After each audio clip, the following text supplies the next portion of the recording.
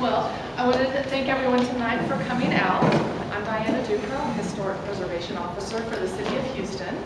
And tonight's meeting, we're going to introduce to you the draft design guidelines for Germantown Historic District. And you'll have the opportunity to ask questions about the guidelines. Adoption of the design guidelines is the last step in the Historic District designation process.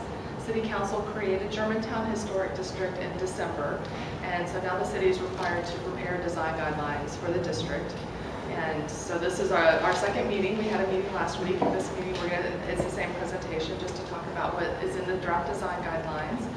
Next week, we will have a hearing at the Historical Commission. That's on Thursday. And I think it's going to be at 2 o'clock. If you're interested in coming and attending, check with us in the next few days, on Monday maybe, and we'll tell you for sure what time the hearing will be.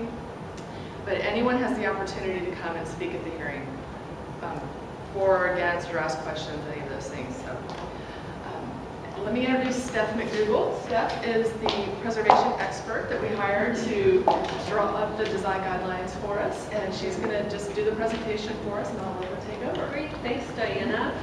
Well, thanks everybody. I really appreciate you taking your evening and coming out to learn more about this document that we're putting together for you. My name, as Diana said, is Steph McDougall. My company is McDougall Preservation, and I'm a historic preservation professional in the Clear Lake area. We've been working with Diana and the City of Houston folks for a number of years now, and I also work all over Texas and all over the country doing this very same kind of thing for local governments as well as nonprofit organizations. There are a couple other people who are working on this project. Margaret Walls-Brown, who's the Assistant Planning Director, probably greeted you out in the lobby, and Delaney Harris-Finch has been coordinating a lot of the technical stuff. She was here at our previous meeting but can't be here tonight. Okay, so what are we going to do? First of all, let me just tell you that this is going to be a relatively short meeting or presentation. So we'll get through everything, and I'll just ask you to hold your questions until the end because we'll get there pretty quickly. We are going to talk about what's in the design guidelines, and then we want to get your feedback and find out what your questions are. The content that's in the design guidelines, where we talk about requirements for making changes to your property and that sort of thing, those rules are really established. What we want to know is, does this document contain enough information to help you understand what that is? Or is it, not clear? Do you need more information? Or are the sketches and images explanatory enough, and that sort of thing? So you can really help us improve this, here in the final days of the draft. If you see anything that you want more of in the design guidelines, or if you see a part that you just find really confusing, very important to let us know that right now. Is anybody here not a resident or property owner in the Germantown Historic District? Okay, well, for this gentleman, this is where it is. It nestled in the kind of crook of the arm between I-45 and I-10 on that northwest corner.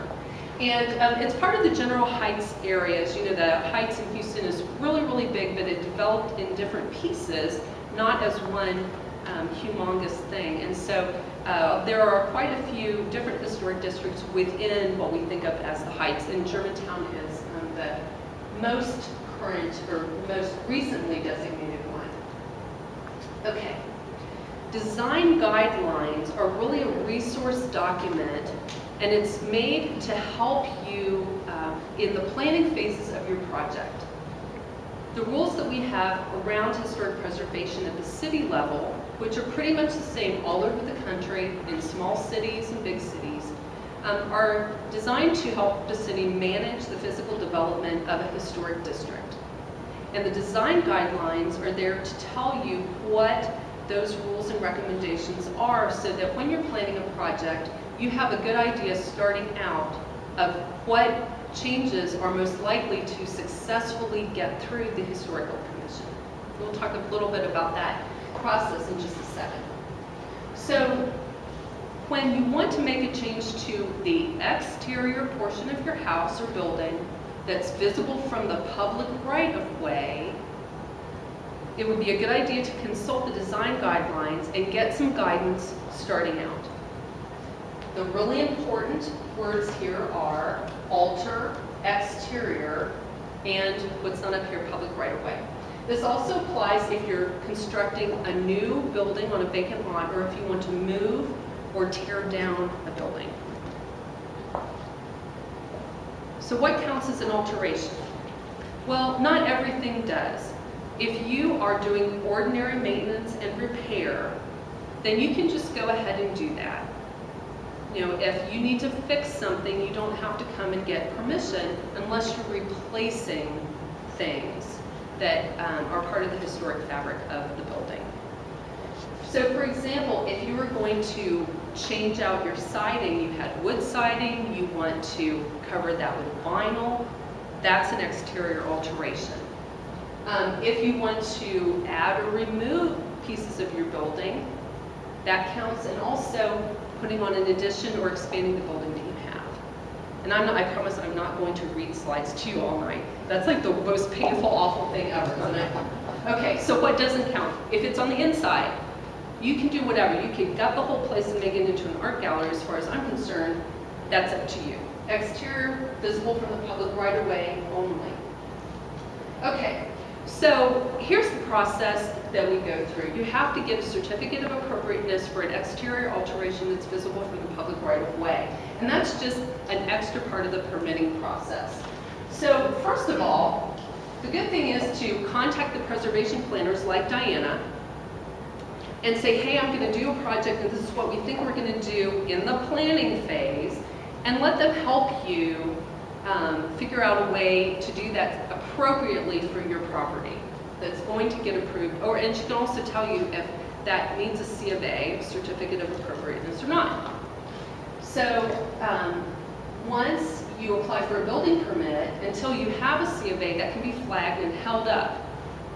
So that's a little safeguard built into the process. So once you've done your C of A application, the planning department will present it for you to the Houston Archaeological and Historical Commission, otherwise known as the HAHC, or just the Historical Commission. And you are welcome to attend that hearing. In fact, you're encouraged to come and make whatever statements you want to make, answer questions that the commission might have, etc., about your project. And then finally, they can approve your application.